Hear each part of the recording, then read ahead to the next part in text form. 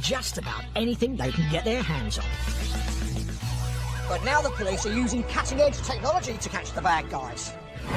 The CCTV is gold dust. Great evidence for the police. Got to have it stopped. Local councils, shops and businesses are fighting crime with their own tricks and traps.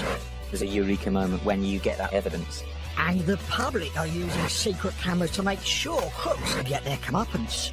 It makes me feel so angry. This petty post is being dealt with. Yes, we've got her. So anyone who's up to no good had better think twice. They might just get caught red-handed.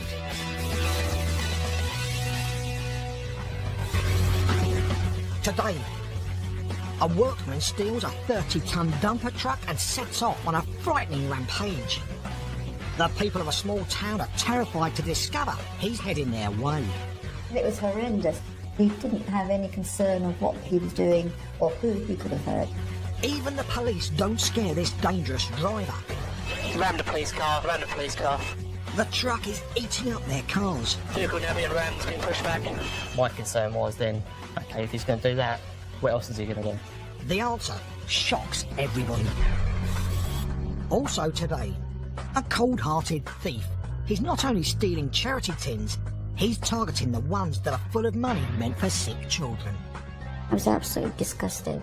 To actually steal from terminally ill children is the worst. But this callous criminal has made a basic mistake, which could be his undoing. And ghostly figures make repeated raids on a chain of camera stores. You do think, why? What have we done? Why are they picking on us? The owners lay a series of traps, so when the gang comes again, the crooks get confused. So it was a big thrill to see the first one come through the door and not be able to find the shop because we barricaded it.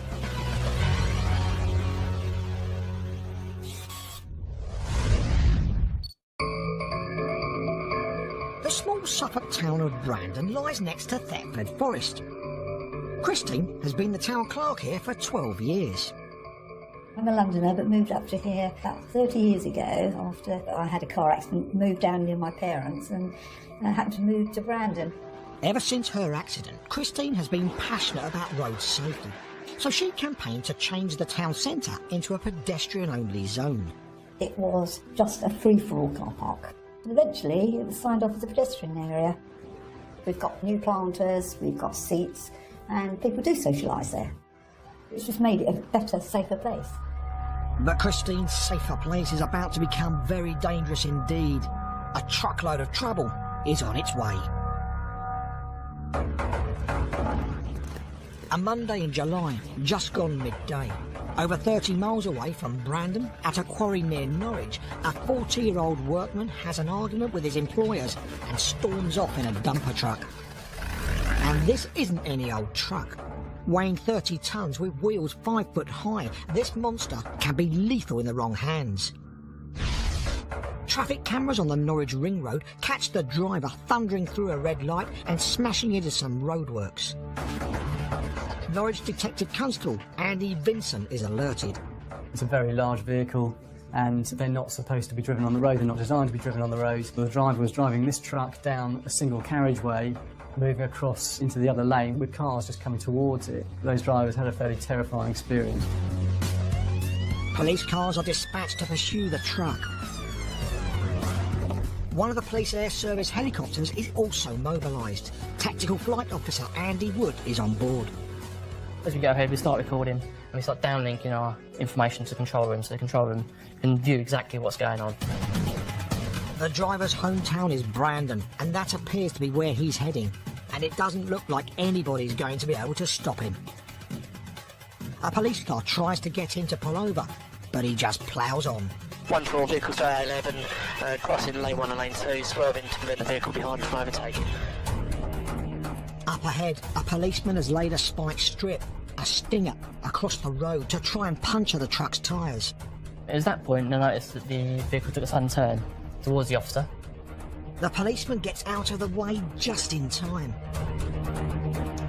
Quite shocking, really. Vehicle just come out the pavement towards the officer. I think it was pretty close on the front and near side wheel. It's not had any effect. It became very apparent that the vehicle was far too big, the tyres were too large, and a standard Stinger just wouldn't have any impact on it at all. Vehicle's manner of driving is still dangerous, very dangerous. What the truck driver does next is astonishing. He sees the parked car of the officer who laid the stinger. The dumper truck just drives straight into the side of the police car. That's on 4 vehicles, rammed the police car, still on the A11, rammed the police car. He obviously had some sort of malice towards the police, and that's what we were thinking at that time. My concern was then, okay, if he's going to do that, what else is he going to do? The truck driver pulls off the carriageway and into Thetford Forest. He's now just a few miles from Brandon. The surface of those tracks is extremely rough, very difficult for a standard vehicle to follow. He was a local person, knew these back roads. Suddenly, a policewoman in a pursuit vehicle finds herself face to face with the truck. The officer has managed to jump out just before the truck drives straight into her car. Vehicle now being rammed, being pushed back.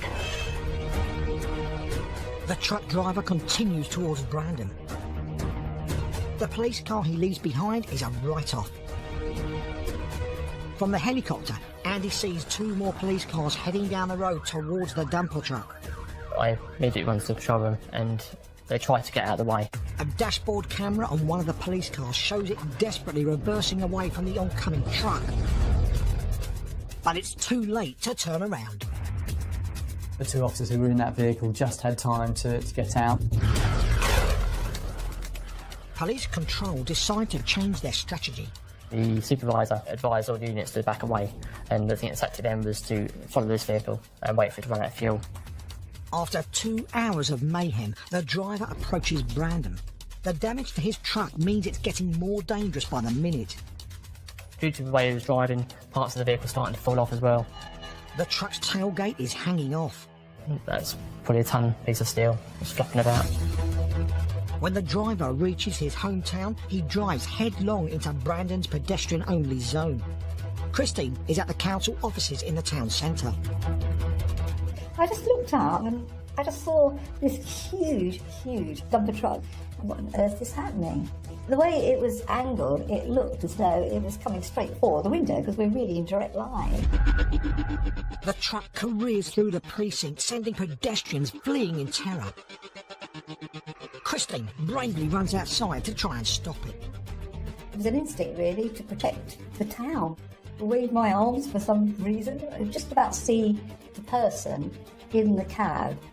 It was so high up. I've never seen a vehicle that big, and it was horrendous. The truck driver ignores Christine and miraculously reaches the other side of the town centre without hitting anybody. He was very fast, very fast.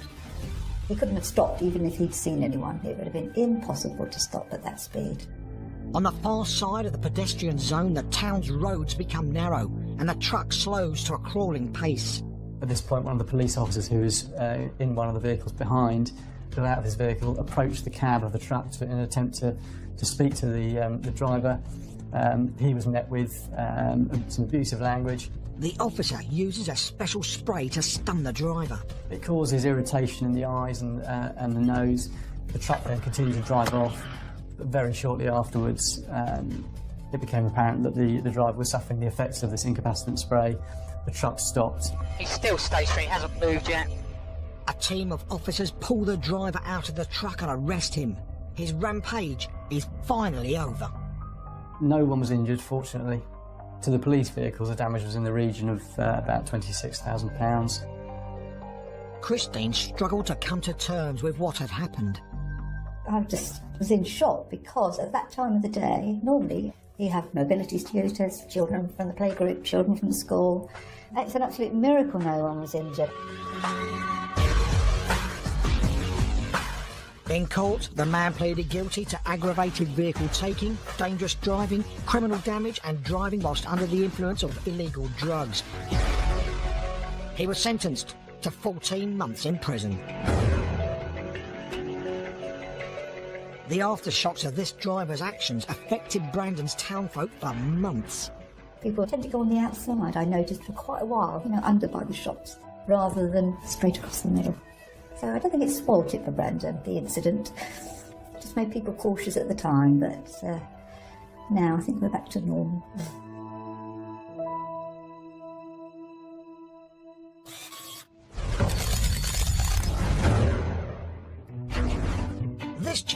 recorded on a secret camera set up by Walsall Council in a known hotspot for illegal dumping of rubbish. And White Van Man here is illegally chucking his rubble and debris all over a grass verge. He seems to have more buckets than Blackpool Beach. After the buckets, he starts on his bags full of rubbish. 1, 2, 3 bags full, now empty. And would you believe it? This flagrant fly tipper is actually saving his bags. Well, he doesn't want to be wasteful, does he? You get charged for them these days. But the messy muppet doesn't realise his number's up. His van registration has been caught on camera. Tracked down by the council, he's convicted and ordered to pay a hefty £1,900. Ouch. Every year in the UK there are 45,000 burglaries at retailers and wholesalers, and for some unlucky businesses, lightning does strike twice.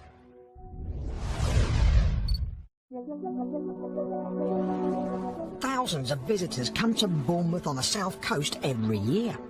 That's why Brian felt it would be an ideal place to set up a camera business after he left university in 1974. My passions in life really are cameras and bicycles, and both of them you can actually take apart, put back together. I perhaps should say you could take apart and put back together. And I suppose it's gone on from that simple love of just improving things. Brian's business went from strength to strength, and soon he opened another camera shop in Salisbury. Rachel is his long-time business partner. I joined from school. I came from 16, and I started behind the counter, working my way through the company really, and I've just been here ever since. It's my life. If we can encourage anybody to take pictures on whatever format, I think it makes us all smile, because we all love looking at memories. But cameras don't only capture happy memories. And one day, Brian and Rachel's shop's camera system records a video nasty, when both their stores become a target for crime. It's 6 AM on a Tuesday in November, and Brian's Salisbury store has just been broken into. The alarm is set off, and the company who monitor it call him with the bad news. The thieves have targeted certain areas of the shelving indiscriminately from that point. Once they went for a shelf, they took the whole shelf.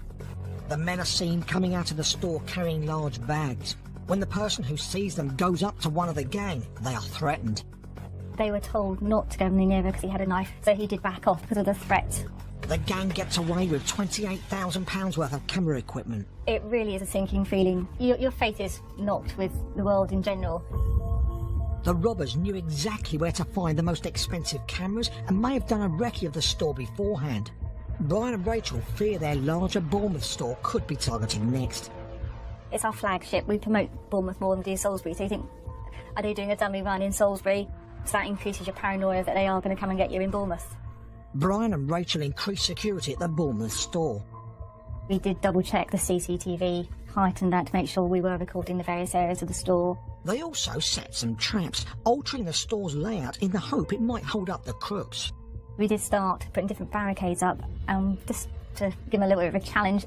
So we actually moved a tripod stand to make their life a little bit more traumatic if they did decide to come in. And soon, the thieves do come in. It's Saturday night, 11:45 PM, and the infrared security cameras are rolling.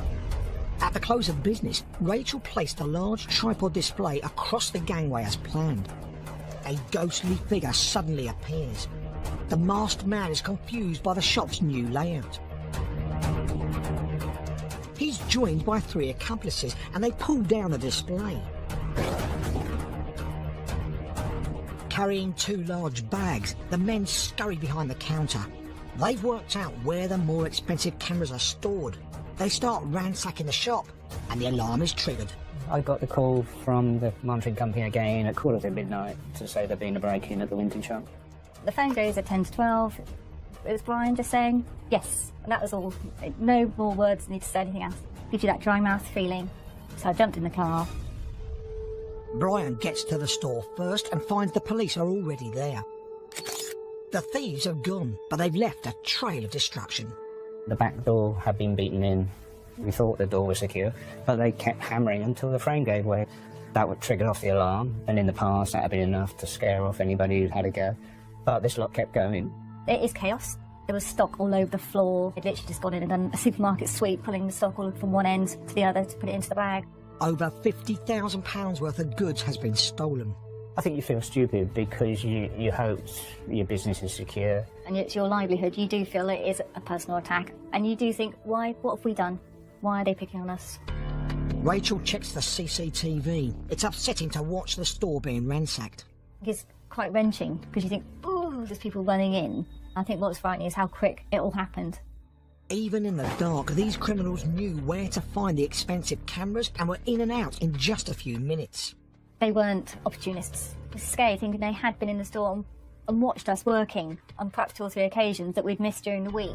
The crooks have taken care not to leave the police any forensic clues.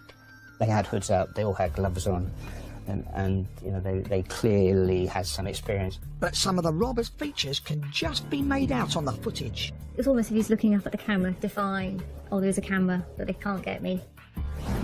Brian and Rachel, cleverly changing their shop's layout, did hold up the crooks a little. There was a big thrill to see the first one come through the door and not be able to find the shop because we barricaded it. So that was really quite rewarding. And the tripod display Rachel placed in the way causes the escaping thieves to stumble. We did enjoy a little giggle because they did trip on the way out. The footage from Brian and Rachel's cameras may help identify the culprits. They hand it over to Dorset Police, but don't hear anything for months. Then out of the blue, they're contacted by Hampshire Police. They had a gang based in Hampshire that had been out and about, and they thought it might be one of theirs. The gang has been responsible for a spate of burglaries at different businesses across the south coast. After a police raid, an expensive camera is found at the home of one of the suspects. Hampshire Police had a camera, and it was a Nikon camera, and could we confirm the serial number?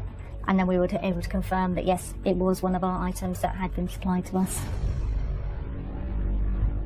When they see the footage from the Bournemouth camera store burglary, Hampshire police officers recognise members of the gang and arrest them.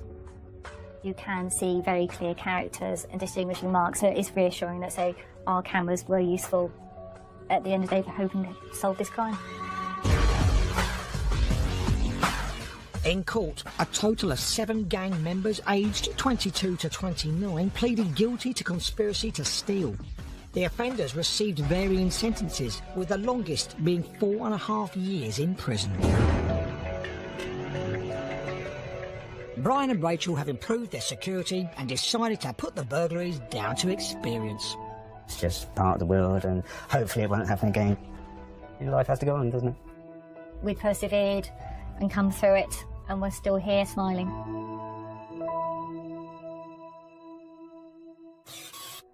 You get the impression that criminals are continually looking for devious ways to rob hard-working businesses. So what can business owners do to limit the risk they face? One of the things I'd like to urge people to do is to consider approaching their business with the eyes of a thief. What can you do now that would prevent crime taking place? Looking at where the weak spots are, repairing them, getting advice, getting in some CCTV, for example. You can get motion activated, sound activated, and even cameras that work in complete darkness. There's a range of different alarm devices that you can have for your premises. All of them will deter an offender.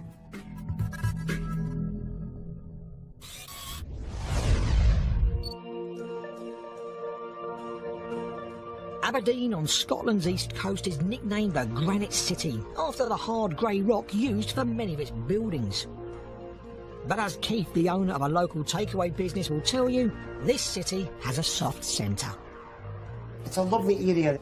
It's more like a village feel. All the public houses, small shops, we all talk to each other, we all know each other. So it really is a small community feel. And generous locals regularly fill the charity tins Keith puts on his counter. The 2 charities, one is child cancer and the other one's child brain tumours. A friend of mine whose grandchild had a brain tumour, I thought the least I could do was take her in a charity tin. So that was very personal. This tin raises money for the Childhood Eye Cancer Trust, a small charity that helps families across the country, like Charlene and her 3-year-old son Jacob, who live in Harlow, Essex. Lots of my friends had babies around the same time, and Jacob was the oldest. And I started to notice he had like a white shine in his right eye, in the pupil. Because that was the first time Mum had just sort of left it, and it wasn't until he was about 11 weeks old that I googled the white shine, and the first thing that came up was retinoblastoma. Specialists at the Royal London Hospital confirmed her baby son did have this rare form of eye cancer. It was really horrible, really horrible, because he was only 12 weeks old, and we didn't really know a lot about it. So as soon as they say cancer, and you instantly think, I just thought he's going to die. After emergency surgery and chemotherapy, doctors were able to give Charlene some wonderful news. Jacob's condition was stable and he was out of danger. He does need a little bit more help now, but it hasn't affected him in any other way. He's still a normal 3-year-old boy. Throughout the process, it was the Childhood Eye Cancer Trust that helped the family cope. They've been invaluable. They're always at the end of the phone. They do weekend meetups. You meet so many families. It's not all doom and gloom, but they make the best of it for you. They're brilliant. The charity couldn't survive without collection tins like the one in Keith's takeaway. But he and other residents of the Granite City are about to encounter a thief who must have a heart of stone.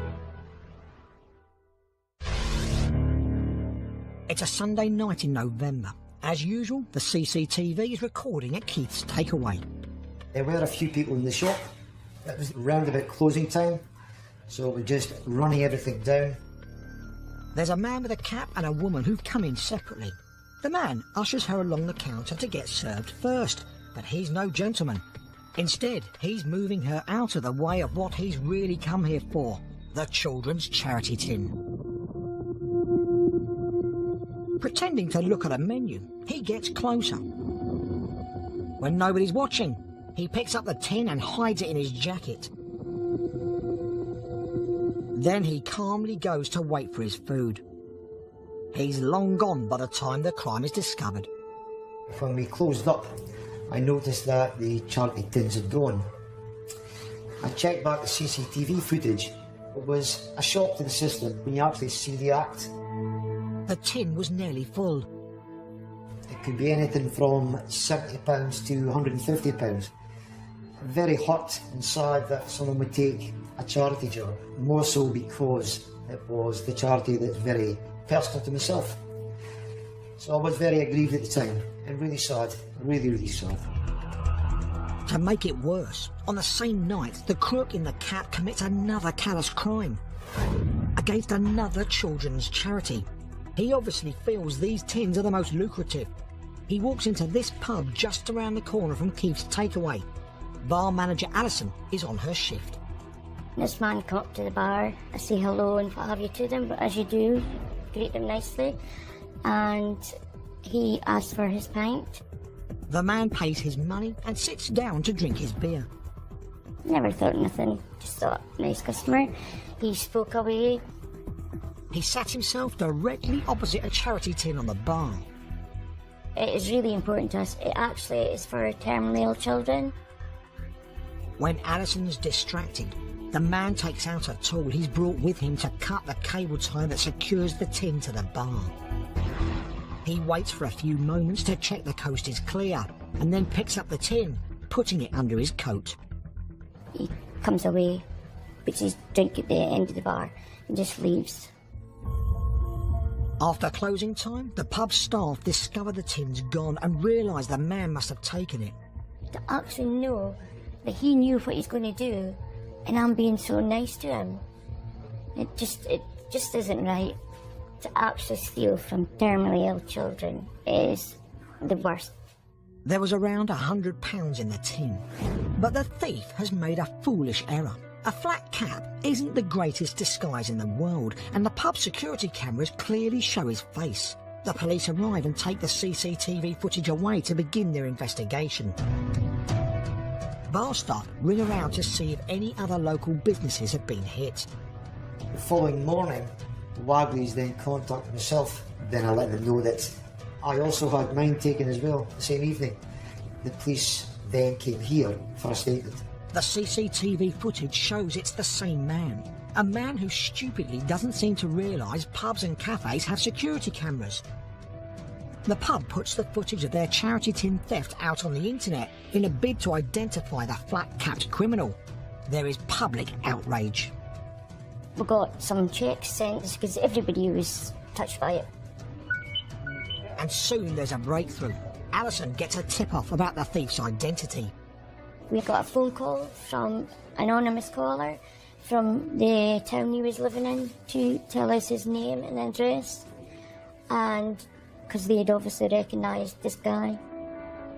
The pub passes the information on to the police. Soon, officers come to see if Alison can pick the thief out from some photos. It's just one A4 piece of paper with possibly about 12 photos. I knew, as soon as I got to the bottom one, didn't have glasses on, didn't have his hat, but I just knew by his face that it was him. 2 weeks after he stole the charity tins, the man is arrested. In court, he pleads guilty to 2 counts of theft and is sentenced to 5 months in prison. Charlene was delighted to hear that the Aberdeen charity tin thief had got his just desserts. I don't understand how anyone can steal from any charity, let alone such a small one like Czech, where it is so valued. And if they could see where the money went, and if they could see children like Jacob, hopefully it'd make them think twice. The pub held a special event to raise funds for the charities whose tins had been stolen. We did a quiz night and we had a raffle. It was really successful. They managed to raise £1,800. The monies to both charities far exceeded what they estimated to be stolen in the first place. So, from a horrible thing that happened, there was some good came out of it. It brings your faith back in humanity. Absolutely. That's all we have time for today. An increasing number of criminals are being captured on camera every year. Join us next time to see more villains who've been caught red-handed.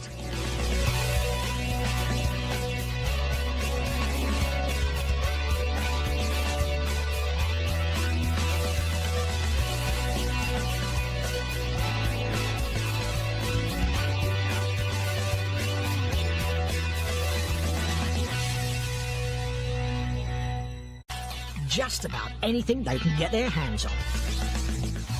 But now the police are using cutting-edge technology to catch the bad guys. CCTV is gold dust. Great evidence for the police. Gotta have it stopped. Local councils, shops and businesses are fighting crime with their own tricks and traps. There's a eureka moment when you get that evidence. And the public are using secret cameras to make sure crooks get their comeuppance. It makes me feel so angry. This petty post is being dealt with. Yes, we've got her. So anyone who's up to no good had better think twice. They might just get caught red-handed.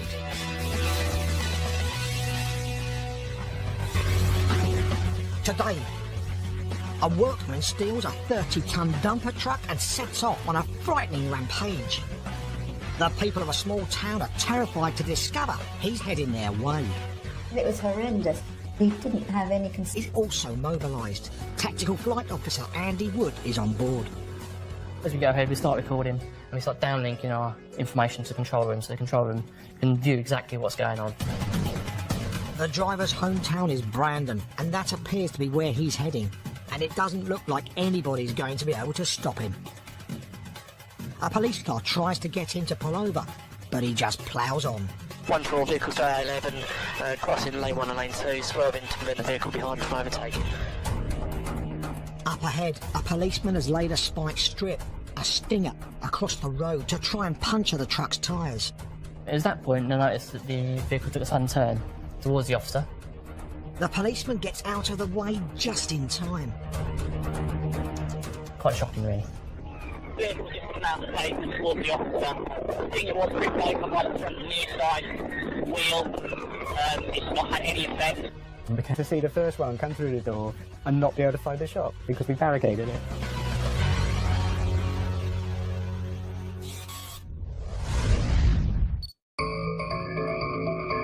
The small Suffolk town of Brandon lies next to Thetford Forest. Christine has been the town clerk here for 12 years. I'm a Londoner, but moved up to here about 30 years ago after I had a car accident, moved down near my parents and happened to move to Brandon. Ever since her accident, Christine has been passionate about road safety.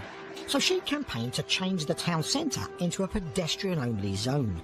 It was just a free-for-all car park. And eventually it was signed off as a pedestrian area. We've got new planters, we've got seats, and people do socialise there. It's just made it a better, safer place.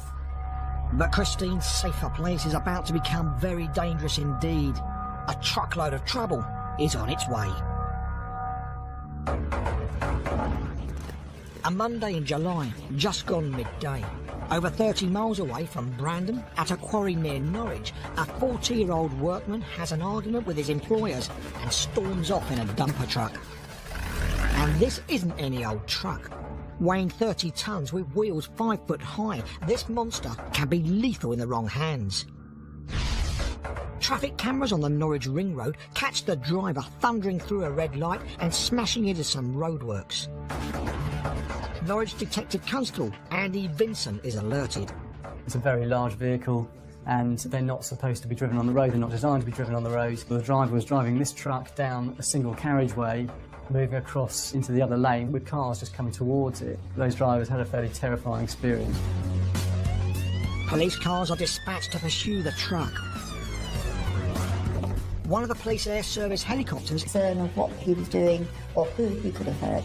Even the police don't scare this dangerous driver. Ram the police car, ram the police car. The truck is eating up their cars. Vehicle now being rammed, being pushed back. My concern was then, okay, if he's going to do that, what else is he going to do? The answer shocks everybody. Also today, a cold-hearted thief. He's not only stealing charity tins, he's targeting the ones that are full of money meant for sick children. I was absolutely disgusted. To actually steal from terminally ill children is the worst.